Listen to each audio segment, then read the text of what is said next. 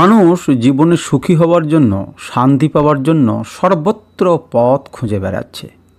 তাঁরা ভাবছেন যে ওটা করলে বোধহয় আনন্দ পাবো, ওটা করলে বোধহয় সুখ পাবো, একটা নির্দিষ্ট লক্ষ্যে পৌঁছালে আমি বোধহয় সমস্ত কিছু পেয়ে যাব। কিন্তু সে যখন অ্যাচিভ করছে তখন দেখছে যে আর সুখী হওয়ার হচ্ছে না। এটা কেন জানেন? কারণ মানুষ খুঁজে পায় না আসল সুখী হওয়ার জিনিস কী।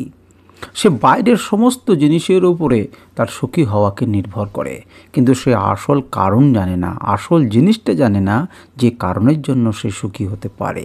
সেটা হচ্ছে নিজের মনকে সে যদি সুখী রাখতে পারে তবেই সে সুখী হবে। সে যদি নিজেই সুখী হতে চায় তবেই সুখী হতে পারবে। তার 2 টাকাতেও সুখী হতে পারে, আবার 2 লক্ষ কোটি টাকাতেও সে সুখী হতে পারবে না। ট্রেডিংয়ের ক্ষেত্রে কিন্তু একই রকম উপায়। ট্রেডিংয়ে সফল হওয়ার জন্য একজন ট্রেডার কী না করে বেড়াচ্ছেন। তিনি এটা দেখছেন, উনি ওটা দেখছেন, এই ইন্ডিকেটর ব্যবহার করছেন, ওই ইন্ডিকেটর ব্যবহার করছেন, হাজার রকমের জটিলতা সৃষ্টি করছেন, কিন্তু তিনি জিততে পারছেন না, তিনি সফল হতে পারছেন না, তিনি শান্তি পাচ্ছেন না। কারণ তিনি আসল জিনিসটা এখনও পর্যন্ত খুঁজে পাননি। আসল জিনিসটা তার নিজের মধ্যে লুকিয়ে আছে, সেটা হচ্ছে তার মন।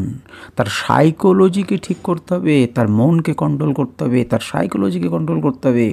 যতক্ষণ পর্যন্ত না তিনি নিজেকে বুঝতে পারবেন, নিজেকে সংশোধন করতে পারবেন, নিজের সাইকোলজিকে কন্ট্রোল করতে পারবেন, ততক্ষণ পর্যন্ত কোনো জন্মেই, কথাটা আবার রিপিট করছি, কোনো জন্মেই সে ভালো ট্রেডার হতে পারবে না, ট্রেডিংয়ে সফল হতে পারবে না।